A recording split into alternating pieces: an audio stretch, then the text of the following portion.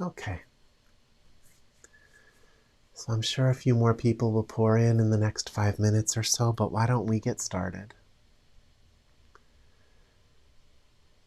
Let's just kind of meet the honesty of this moment. Just show up right where you are. Be present right here, right now. And just kind of slow yourself down to the speed of this eternal moment right here, right now.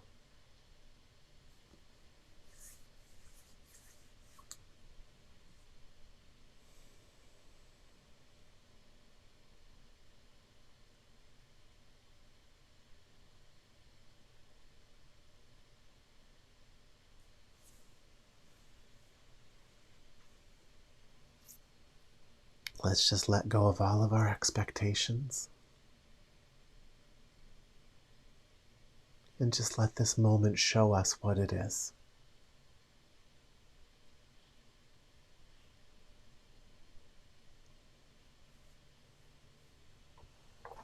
Can we just listen without projecting?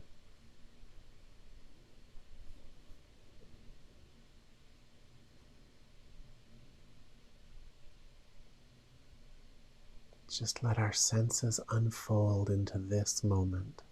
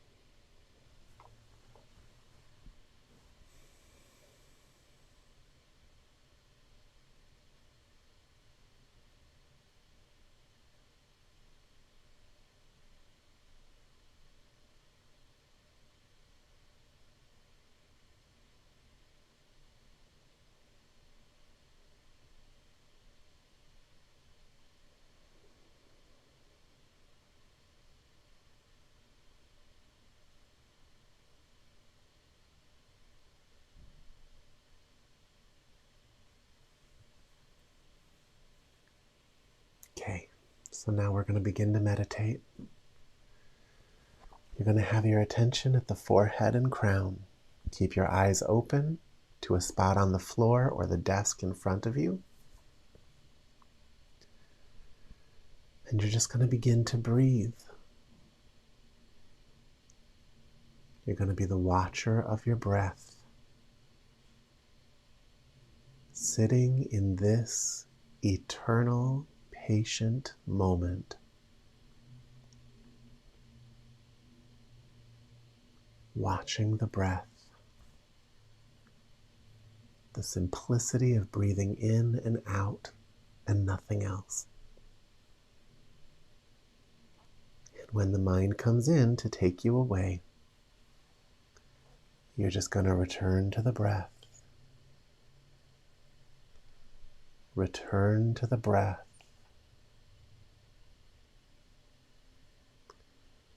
Return to the breath in this eternal moment.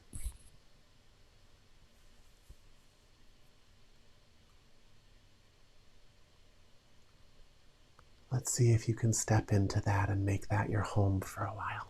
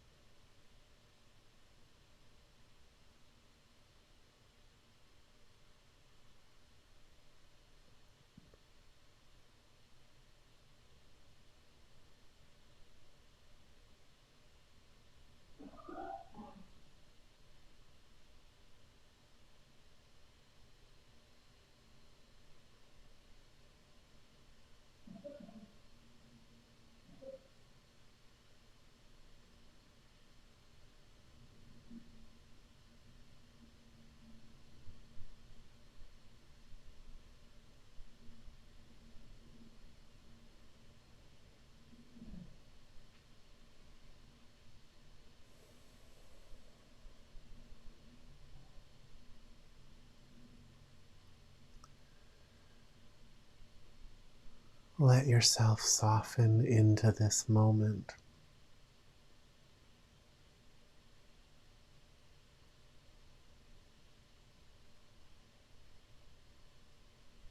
Comfort yourself into this moment.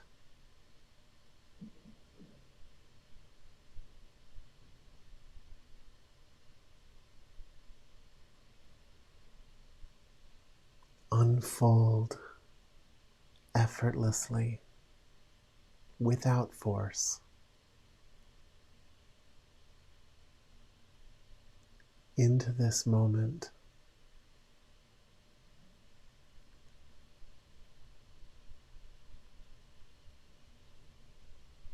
As you observe the simplicity of the breath.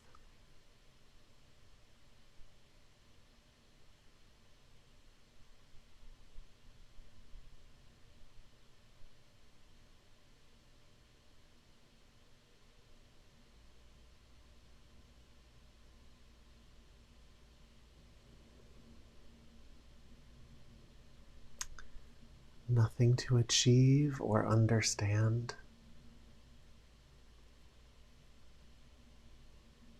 Nothing to perform. Let go of all of that. Be with what's left.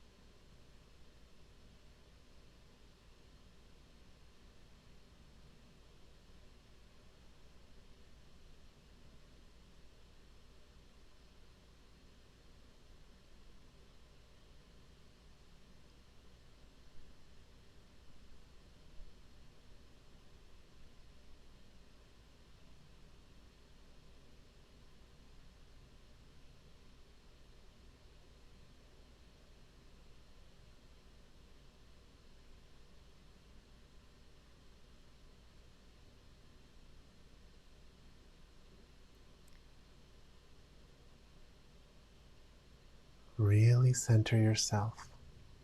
Really land in this moment.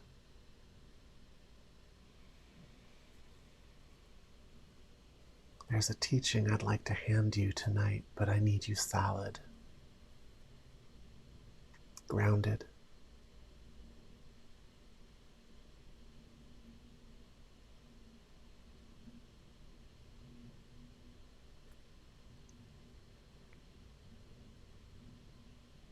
It keeps forming and dissolving. which makes me think you're maybe only barely ready for it. But if you can really ground yourself and just open to this moment, we can get it in there so that even if you're not ready for it in this moment, it'll open up when you need it to.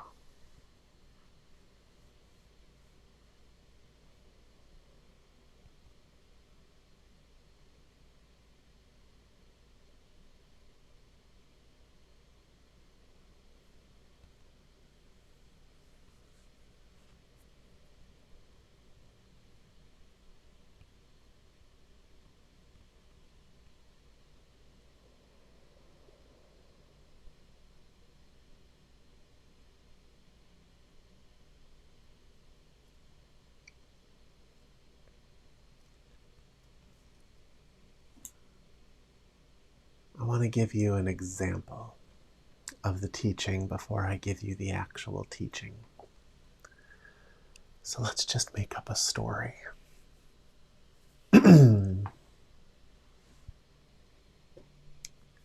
Okay. So let's say there's a couple, and let's say it's a man and a wife. And the man's brother was coming into town. And the man really wanted the wife to be a part of the brother coming into town, like to really like show up and hang out with them and be present and maybe go do some touristy things and things like that.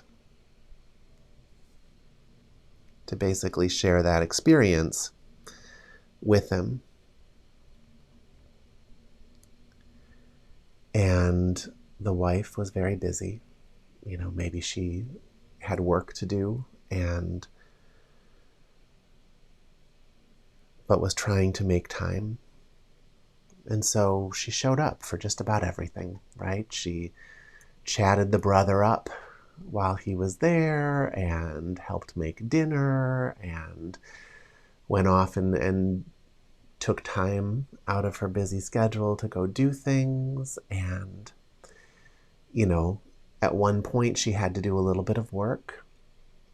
And so she, just begged out of one little thing. Maybe they were going to go shopping or something. And, the husband was visibly annoyed, but said okay. And then started getting upset with her.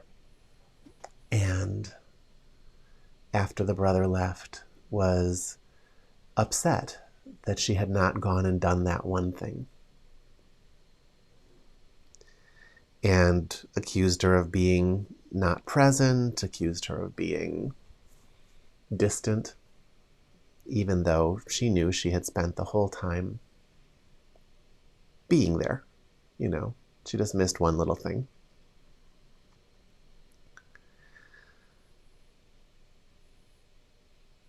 But the man was making her feel guilty.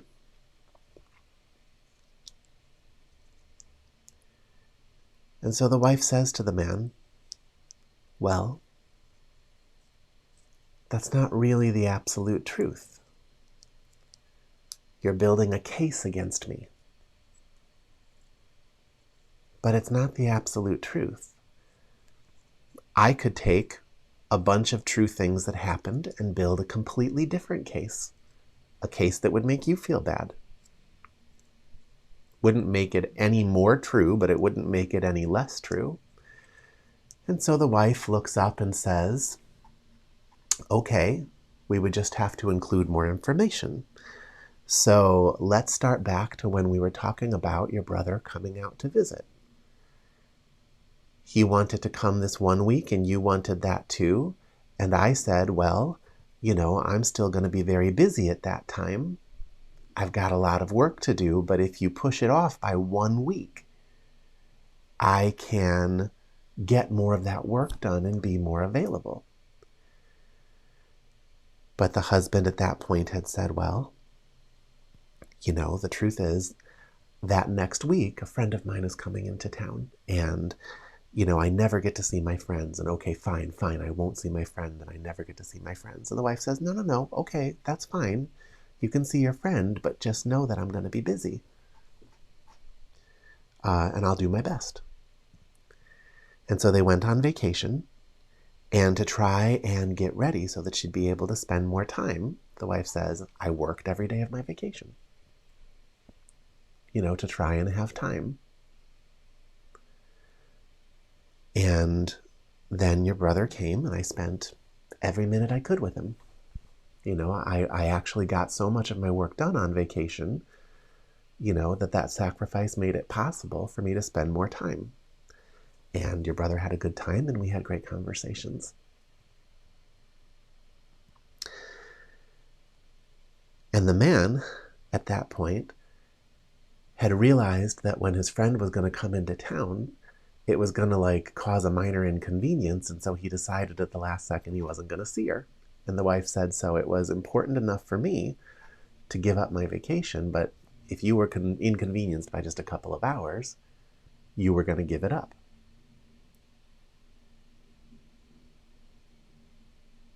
So why should I feel bad? I did all of this to give you something that you didn't even care enough about to make happen.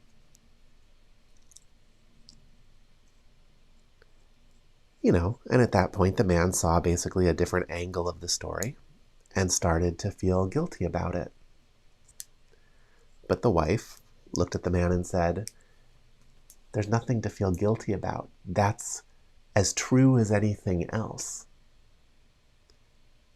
The point is not my story's true and your story's false. The point is no stories are true.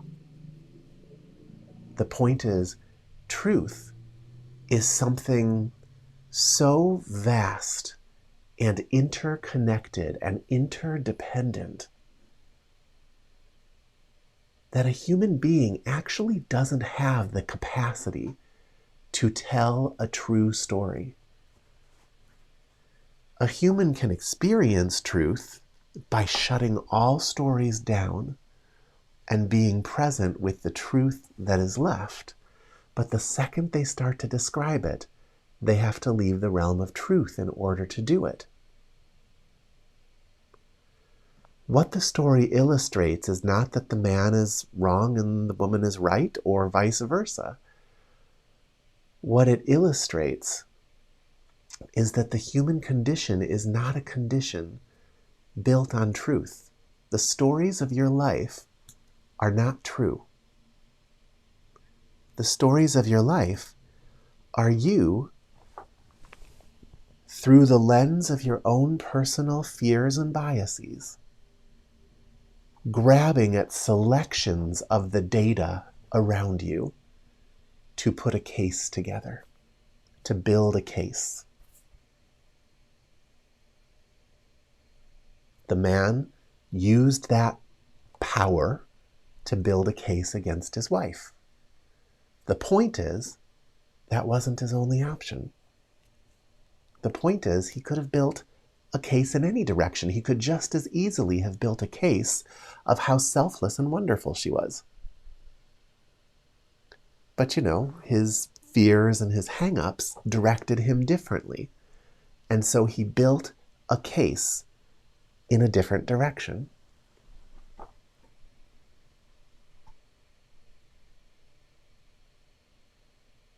That's every story in your life. Your generous stories are you just building a case for generosity, not particularly true or false. It's just what you did with the data. Your ugly stories are just you building a case for ugliness, not true or false, just what you did with the data. What you omitted, what you included, the angle at which you chose to view it. So it actually says more about you as a personality than it does about the actual truth of the situation. Again, the truth is huge. The truth is bigger than one human mind can do anything with. The truth is bigger than anything that can be put into a linear story. The truth is everything that happens and every decision someone makes, they pretty much were going to have to make that decision. It's just how everything came together in the moment. They weren't going to make a different decision. If they were capable of a better decision, they would have made it. Even the cruel things people do, if you were in their exact situation with the current vast makeup of truth, you would have fallen down the same pathway. That's the truth. It's huge, it's vast, and you mostly don't have control over it. All you can control is you can wake up to the fact that you're living a relative life, that you're living a life of relative truths. You know, the fact that you guys show up for this class means that within your field of options, you do have the option of just letting go of the story for a while and being with what's left.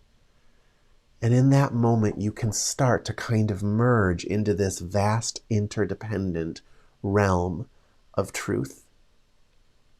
But when you step back into life, you're still going to have to work with stories. You're still going to have to build cases.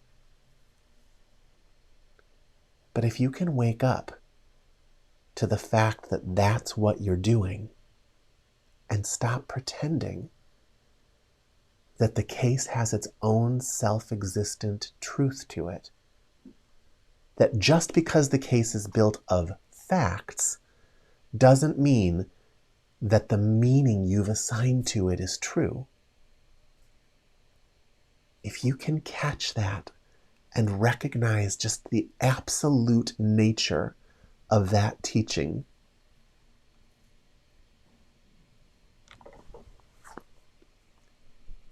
you can start building better cases. You can build cases that feel better.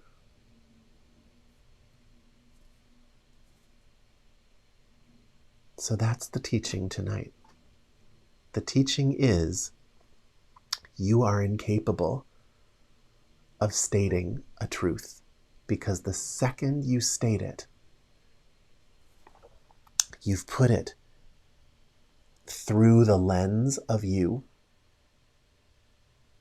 and you basically just use the facts around you to build a case for how you should feel, for what's good and what's bad. You know, usually you do it through the lens of this drama that you've cast for your life, this big play where you've cast a bunch of villains, you've cast a bunch of heroes, you've, cast a bunch of extras.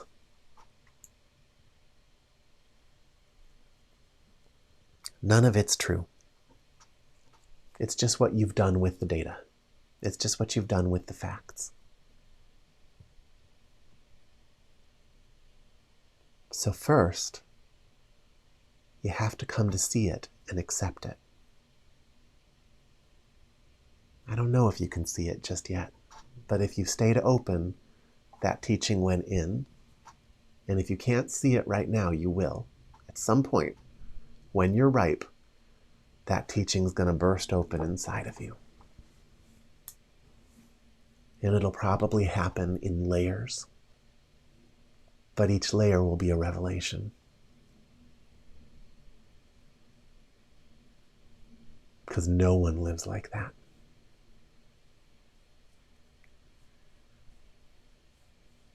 It's a teaching nobody knows.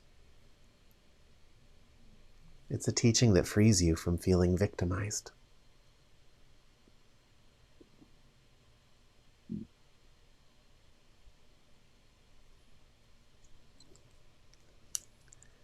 Now, for those of you that are ready, let's go a little deeper. Because when you really finally have this realization, even just the beginning levels of it, there is this sense that, okay, well, now that I know this, my life should become a lot more flexible. I should just be able to tell a better story, and it should be about that simple. Unfortunately, for most people, it's not going to work that way. And the reason that it's not quite that simple is because for you to interact with anyone else in this world, you basically have to come to a common ground with their systems of stories. You know, when you go into your place of work, there is an unspoken but agreed upon dynamic of stories, system of stories. And so, you know, you encounter that and you work within it. But that freedom that you think you should have to just change the story, all those stories involve other people. And so you're just not alone. What you can do, and my guess is most of you are not ready to do this, but let's just put it in there. What you can do is you can take the work out of the system and then take it into a protected space, a space where you can do the work, so that, you know, you can go to the system in full awareness of its limitations. Like, you understand, you know, there's a story here. There's a story that everyone's bought into. And instead of just being upset about the story, what you do is you figure out, okay, well, why do I have to interact with this? Do I have to interact with this? And if you do have to interact with this, then how do you interact with this in a way to get what you need? You know, for example, you know, you go to a restaurant to eat. That doesn't mean that you have to be a part of every aspect of running a restaurant, right? How do you go there and just stay out of the drama to just get the food? Okay? So let's say you have to deal with a work environment. You go in there in full awareness that maybe it's a toxic environment. You know, maybe it is a toxic set of stories. And so you take a little time where you consciously step into that story so that you can figure out, okay, what is my role in this? What do I actually have to do? And then you just take those things, put them into a to-do list, and walk away from that dynamic. Walk away from that story. Go into your own space, and you separate that work from the dynamic. And you then are in a place that is just yours. And in that space, you do have that freedom. You have that freedom to actually wholeheartedly find a way to enjoy the work you have to do, to wholeheartedly do something that's meaningful for you, for, you know, the reasons that you're doing it, you know, either to support your families or to make something important happen in the world, or whatever it is that is keeping you, you know, engaging with a toxic environment. That's right, Anna. It's like a protective bubble. But that bubble doesn't require resistance. It just requires shifting your attention. I think in the beginning, it's helpful to almost ritualize that separation. Maybe you have something that you keep with you when you are dealing with the toxic environment, and then you leave it behind when you enter into your space. Something that tells your subconscious, okay, we're stepping away from this now. Ultimately you won't end up needing that. It's just a simple shift in the attention. But in the beginning, sometimes you do have to send some kind of cue to your subconscious that, hey, I know that I have been identifying with this toxic environment for a long time, but now it's just something that I step into to figure out what I need to do next. And then I separate myself from it and I no longer identify as part of that. Okay? So this is kind of the advanced way to work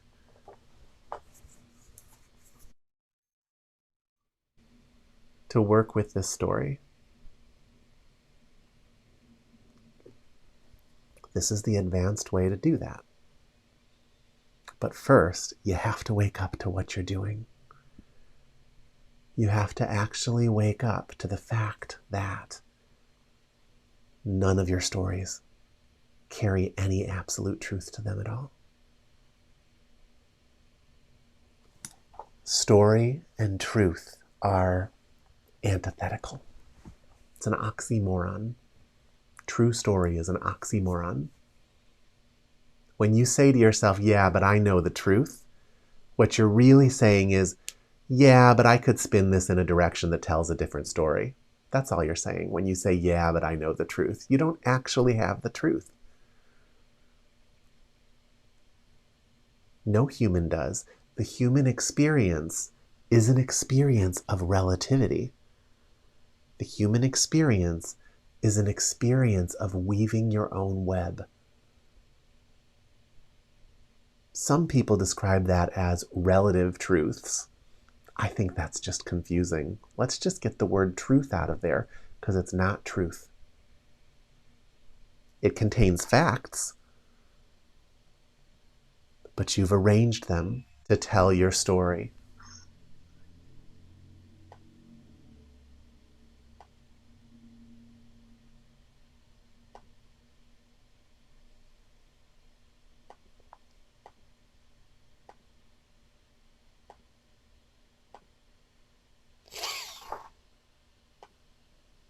Does that make sense to you?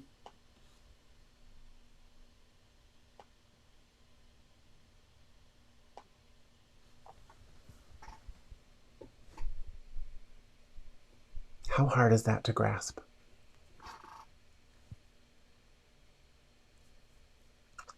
I figured you'd get it, Marcy. You're an advanced student.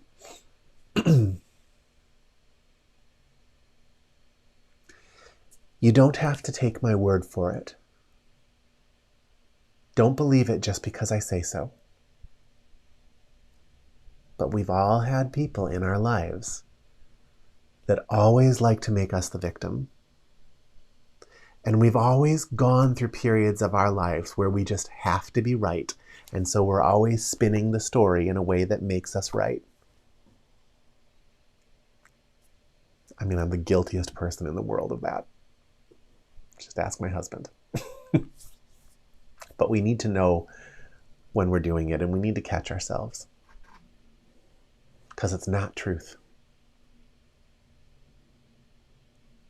And if you allow yourself to think it's truth, it's very easy to step into places that become a little abusive.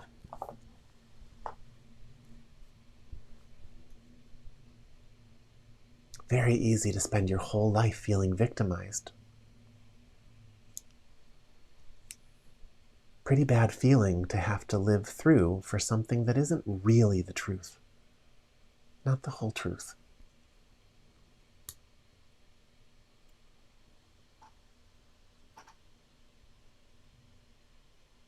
And if you wait for the relative truths of the world that you have to interact with to clean themselves up, you're not going to be able to interact with anything. You're going to have a really hard time earning a living.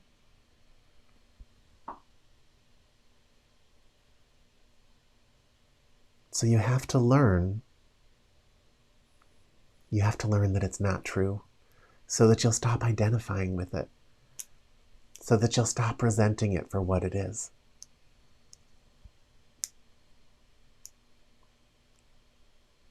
So that you can walk through this world with your eyes open and function in a healthy way with it. And I'll tell you, even when you wake up to it, you're going to go through phases where you fall back asleep to it. We all do. That is the grand hypnosis of the human existence. That is what this plane of existence does to us.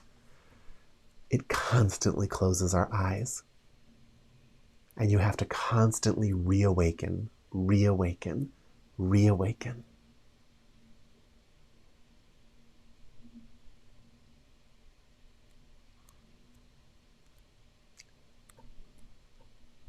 It's a tough one, I know.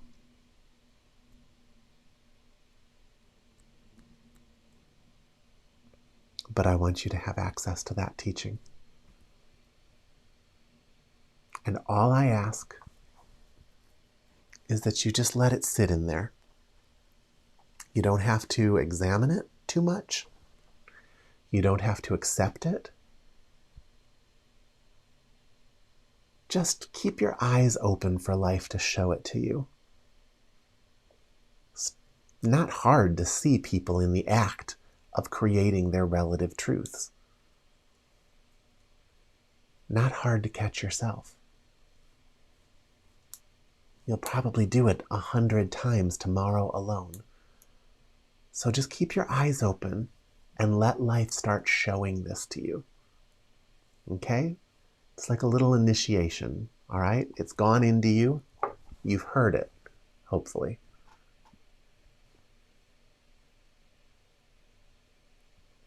So just take some time with it and let life start showing this to you.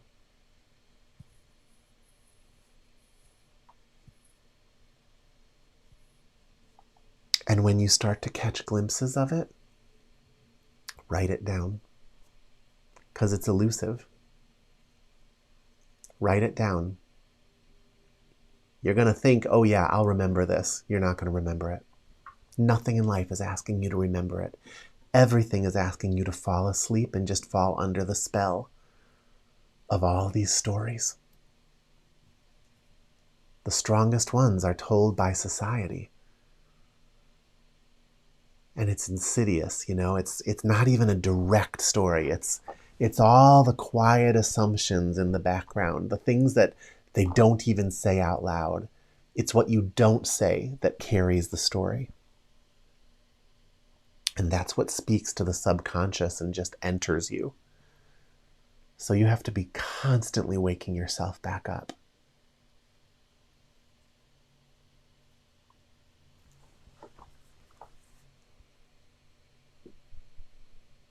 Any questions about that? Anything at all?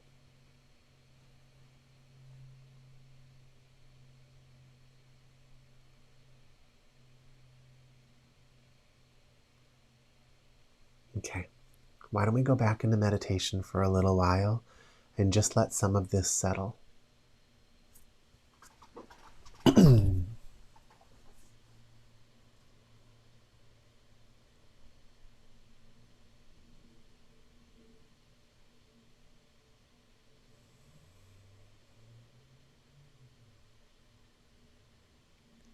Step into this moment.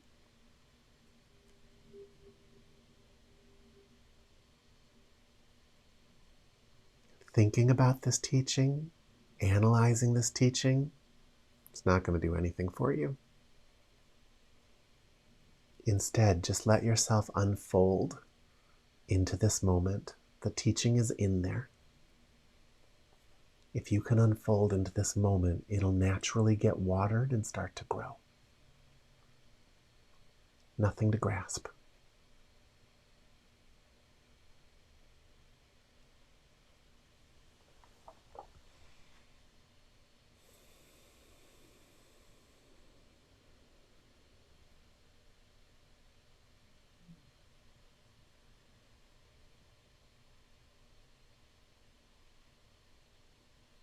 And if this teaching seems simple, obvious, and trite to you,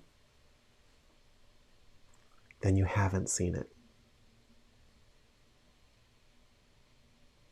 You may have understood it intellectually, but you haven't really seen it.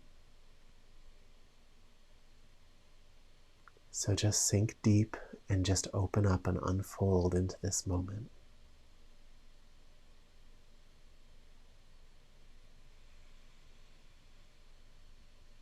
If this were simple, obvious, or trite, the world would be a very different place. Knowing something and living it are two different things.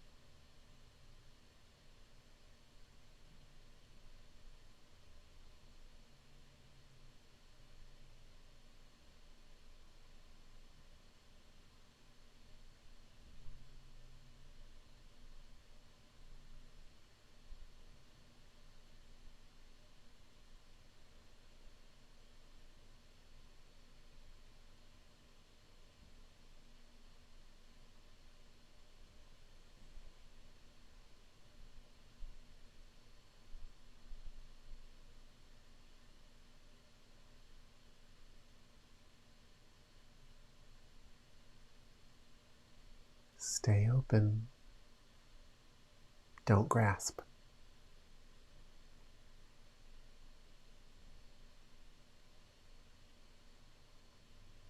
The teaching is yours. You don't have to clutch it.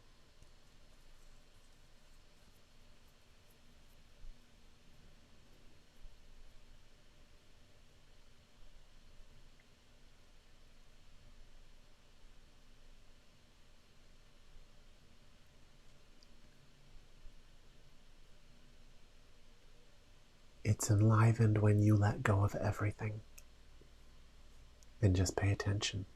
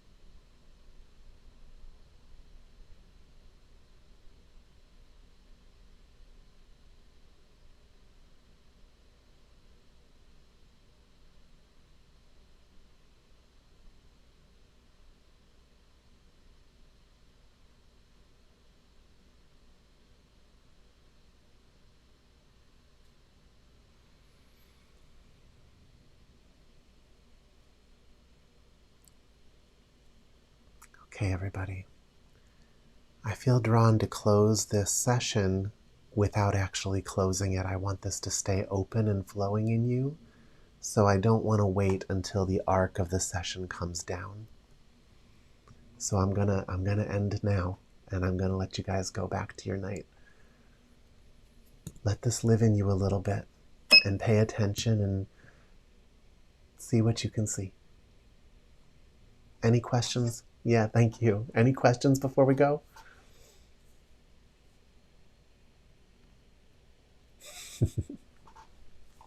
All right, guys. Thank you. Have a great night.